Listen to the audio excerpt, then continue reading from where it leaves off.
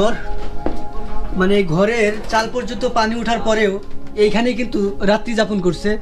এটা চৌকি, এই চৌকিতেই থাকেন? হ্যাঁ, এই চৌকিতেই থাকি আমরা। মানে চৌকির চারপাশে খুঁটি দিয়ে সেটা উঁচা করে নিচ্ছেন। আল্লাহ, আপনি তো ঠান্ডায় কাঁপতেছেন। অনেক সকালে নামছি তো, এই যে কাজ করতেছি, দেখেন না বাড়ি ঘর খোয়ার হয়ে গেছে গা, মানে ভাইসা যাওয়ার হয়ে গেছে গা। আহা, গোড়াতে তো মাটি নাই, খামের গোড়ায় তো মাটি নাই, মনে করেন যে বেড়া বেড়া খুলে দিতেছি। যেভাবে কাঁপতেছেন আপনি একটু রেস্ট নেন, এখন পরে করিয়েন কাজ। পরে তো ফের লামা লাগবো, এটা না করলে তো রাত্রের মধ্যে ভাইসা যাবো গা। আপনার তো জ্বর চলে আসবে যেভাবে কাঁপতেছেন আপনি। জ্বর চলে আসলে তো কিছু করার জন্য আমার জিনিস ভাইসা গেলে ফের পাবো কই। আর তো আর মনে করেন যে আমার তো আর নাই, উপার্জন নাই যে আরো দিতে পারবো পরে, টাকা পয়সা তো আর নাই। খাওয়া দাওয়া করছেন সকালে, এই যে কাজ করছেন যে?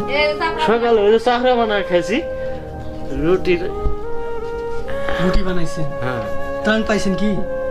হয় যে আজকে মনে হয় যে আটা দিছে মনে হয় 2 কেজি, আর চিনি দিছে 1 কেজি, সেটা দিয়ে যে চাকরা বানায় খাইছি সকালে। তো আপনি যেভাবে কাঁপতেছেন আমার দেখে তো খারাপ লাগতেছে। এভাবে কাজ করবেন কিভাবে? আর কাজ শেষ না মোটামুটি? না না, ওই ঘরের বেড়াটা খুলে না দিলে আমার মনে করেন যে বেড়া ওইটা ঘর বাইসা যাবে, ওই জায়গায় একবার গর্ত হয়ে গেছে। পানি বাড়তেছে এখনো? পানি বাড়তে আছে, সকাল থেকে হাত বাড়লো পানি। দেখেন মানুষের কতটা কষ্টে মানে দিনগুলো পার করছে। এ ভাইয়া এমন ভাবে কাঁপছে, কথা বলতে পারতেছে না, আমি দেখছি। কিন্তু তারপরেও তার তো কোনো উপায় নেই। তার এই ঘর ভেঙে গেলে এই ঘর দেওয়ার মতো সামর্থ্য কিন্তু তার নেই।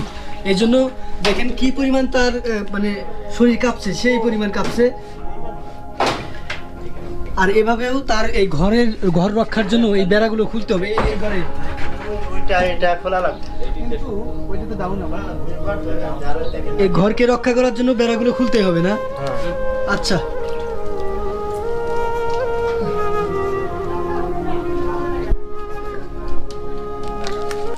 ড্রাইভার যাবে গাড়ির ঘরটা আমার।